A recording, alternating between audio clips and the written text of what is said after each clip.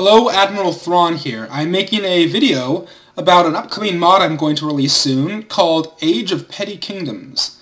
I'm making this is a preview video showing off the factions and the map that we've done so far. Now, just a quick note I'm going to say first off, most of the UI you see here, and apart from the faction stuff, the UI you see here on the campaign map does not belong to us and will not be in the final release and all.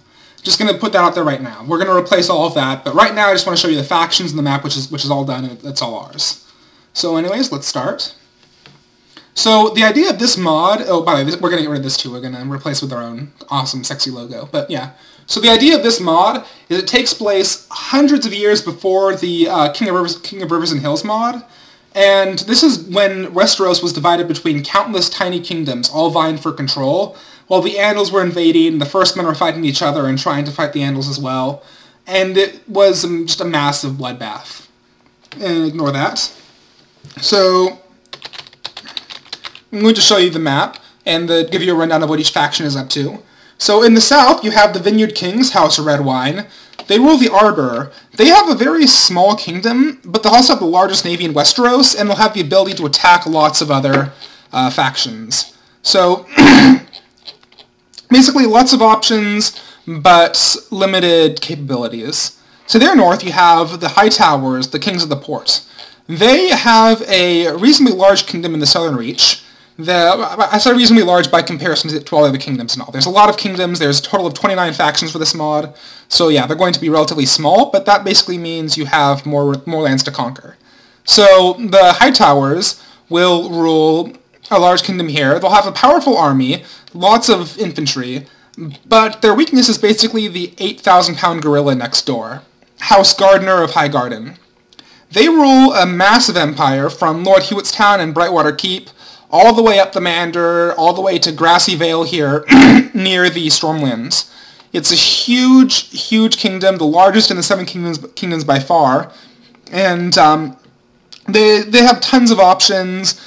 However, they also have a lot of enemies. They'll be warring constantly with the Manderleys, and the High Towers, the Red Wines, and even the Volmonts, and possibly the Tarbecks as well. So they'll have tons of enemies, but they'll also be very powerful, so basically they'll be a good faction for beginners, I would say. To their north, you have the Manderleys. Now, you probably know them from the north, and from the books and all whatnot, but this is when they ruled the upper part of the Mander, from out of their castle of Mandergate. They are feuding constantly with the Gardeners, trying to stop them from conquering the entire Reach. They'll have lots of friends and allies, but they're also weak by comparison to the Gardeners, and so it'll be a fight for survival for them.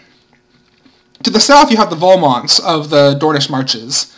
They have a reasonably large kingdom with a total of 5 castles. However, they're very spread out, and they also have lots of enemies on all sides. Most factions have enemies on all sides, but these guys especially. Because to their north, they have the Gardeners, who want to conquer the Marches, and then you have the Storm Kings to the east, who want to conquer the Marches, and the Yornwoods to the south, who want to conquer the Marches. House Volmont rules out of Vulture's Roost. They were mentioned in Duncan Egg briefly as the Vulture Kings. They weren't named as House Volmont, but Volmont sounds cool, so we're going with that. And so they'll have a decent roster, but they'll have terrible lines of communication. As you can see, to get from Night Song to Vulture's Roost, you have to go all the way up around past Harvest Hall and Gallows Grey. So they'll have a tough time of it, but they'll also they'll still be fun to play. You got the Yornwoods to their south, ruling the Dornish Mountains. They rule a big empire, not a big empire, a decently sized kingdom. And they also have terrible lines of communication as well. And they'll have enemies on both sides. They'll be feuding with the Volmonts, but they'll also have to deal with the Ullers of Hellholt as well. Now, House Uller are basically the Boltons of the south.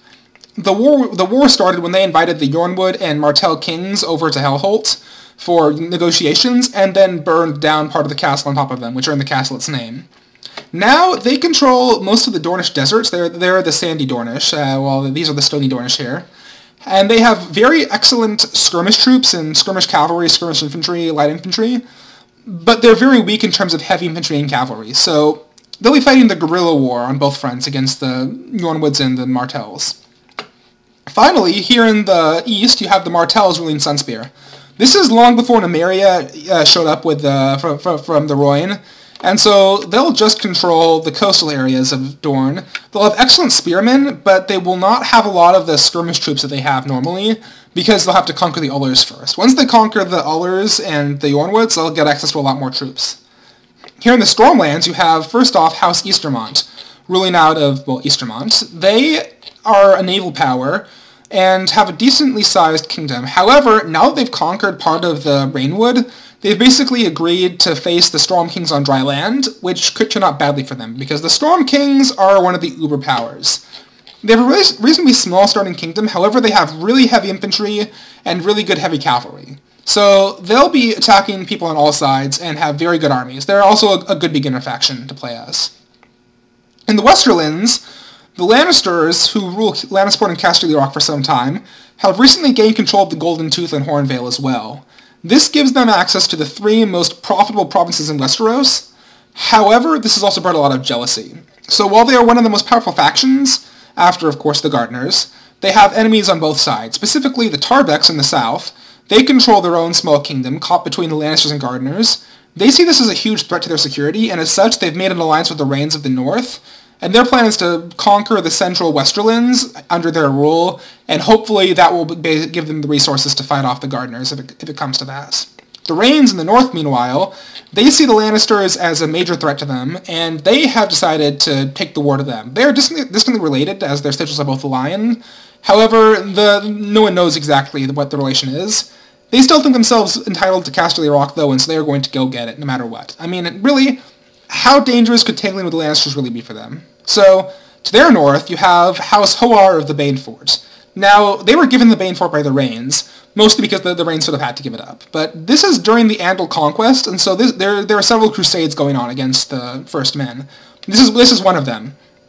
They are a crusading faction. They'll have a huge navy and several large armies of partially religious nut crusaders and partially just glory seekers and people who just want to plunder the Iron Islands. And so their king currently sees this as a holy war against the Grey Irons, but his son is curious about this Drowned God, and so he'll have the chance to convert to the Drowned God religion when his father dies. So and that will give them access to a bunch of new units.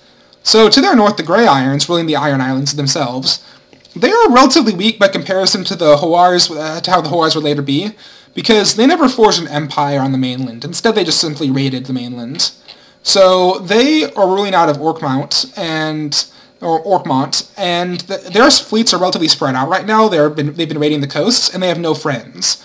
So they'll have a hard time holding off the Hoar invasion. In the Breaklands, you have several houses. First off, House Massey of Stonedance. They rule the part of the Blackwater Bay here. They have a reasonably large navy. They're one of the first men houses, but they quickly converted to the Andal faith when the time came. And they've been feuding with House Crab of Cracklaw Point for some time now. And so they're caught in a war with them, and they have yet to realize the threat being posed by the Darklands and the Storm Kings yet. To their north, you have House Crab of Cracklaw Point. They were a First Men house who held off several invasions, one from the Mootons of Maidenpool, one from the Darklands of Duskendale. However, eventually they married in to the Andals and accepted the faith of the Seven. However, there are rumors that in the Whispers, the Crabs are still holding to the old gods, and they may change sides when the war comes to a head. The Darklands, meanwhile, they were one of the first Andal houses to arrive and have established a small kingdom within the Breaklands. They agree with the other Andals in their crusading fervor. However, their goals and aspirations instead lie to the east. They know that if they control all of Blackwater Bay, it would make them one of the most powerful factions in Westeros, and so their goal is to conquer both the Crabs and the Masseys. To their north, the House Mooton of Maidenpool is preparing to launch a massive invasion of the Riverlands. They see this as a holy crusade on their part on behalf of the Seven, and they will stop at nothing to conquer the Riverlands and bring an end to their faith. The Brackens, meanwhile, recently rebelled against the Blackwoods. They were once the wardens of the Southern Blackwood Kingdom. However, several hundred years ago, they rebelled and took the southern half with them. Now, the Blackwoods are relatively weak, but every time the Brackens have tried to take Riverrun, they've failed. They're going to try it one more time, but they've only begun to realize the true threat being posed by the Andals. As such, they'll be given the choice to convert to the Andal faith when the time comes, if they feel it's necessary. So, the Brackens, meanwhile, they're on a tough spot. They have been feeding with the Blackwoods for some time now. Or sorry, the Blackwoods are in a tough spot. They've been feeding with the Brackens for some time now, and their kingdom is relatively weak as they've been forced away. They've been forced north of I think it's the Red Fork or the Green Fork, one of the forks. So they've been able to hold the line so far, but they're a relatively weak kingdom, and they have enemies on all sides, from the Lannisters, the Brackens, and the Mudds. So they're going to have a really tough time of it. They're definitely not a beginner faction. Mostly for, I'd say, experienced players will enjoy them. Finally, north of them is House Mud of Lordstones. They are one of the few factions one of the few First Men factions to realize the true threat posed by the Andals. As such, they have a large kingdom here that they are basically prepared to mobilize to the defense of the First Men and the Old Gods. They see the Brackens and Blackwoods to the south as too distracted. They're too caught up with their own petty squabbles to face the true threats. And as such, if the Mudds plan to conquer all of the Riverlands, and if that means rolling over the Blackwoods and Brackens, then so be it. They need to establish a buffer kingdom against the Andals, and they're going to do it no matter what. In the Vale, House Arryn was one of the first factions to arrive in Westeros and establish their own kingdom there. However, they never got around to fully subduing the First Men, and as such, recently the First Men, led by House Royce, have rose in rebellion against them. So they control a variety of castles around the edges of the Arryn realm, both in the south around Goldtown and Runestone, as well as in the north in Coldwater and Strongsong. They see it as they're surrounding the Arryns, however, they are themselves very divided, and will have a very hard time actually defeating House Arryn. In the north, you first have the men of the Sisters. They, led by House Sunderland, have begun an invasion of the north. They are slavers and pirates, and believe that the north is right for the taking. However, they have yet to realize that conquering the north and holding the north are very different things. And as we all know, winter is coming. Now, to their west lies the lands of House Dustin of Barrowtown. They are relatively weak, as they've recently fought several wars with the Starks and the Mudds, which resulted in them losing Flint's Finger. They, however, do control the key to the north by holding Moat Cailin, and they will have powerful armies that will be able to fight the Starks. So they're going to have a hard time. The Starks, meanwhile, they never really set out to conquer the north, but they found that over the past few years, fighting off various enemies has led to them conquering a larger and larger kingdom. Now their kings are starting to see the possibility of actually uniting the entire north under their rule, but there's a lot of enemies that yet to go. Among them, House Bolton, the Bane of the North. They skin their enemies alive, and it's not pretty. They, in fact, have a room for holding the skins at the bottom of the Dreadfort. They control most of the eastern half of the north and will have large armies, and their primary goal is to wipe out the other northern houses and unite it under their own rule. Now, finally, you have the Umbers of the far north, the Giant Kings. They have a relatively small kingdom, and while they possess some of the best heavy infantry in Westeros, they are still heavily outnumbered and may even require the Stark's aid if they're going to survive. So yeah, that's the mod as it is so far. Our plan is to add entirely new rosters for all of the houses, and basically the idea being that we want it to stand up against 1.0 of Westeros when it eventually does come out. And so we do plan on making new rosters that look more dated, more ancient, more sort of in tune with the time period. So yeah, please leave any comments in the section below, and if you want to help out, we could really use the help. We need UI artists, especially, and all. As I mentioned, this is not finished, obviously, and this isn't ours, so we're going to have to replace it.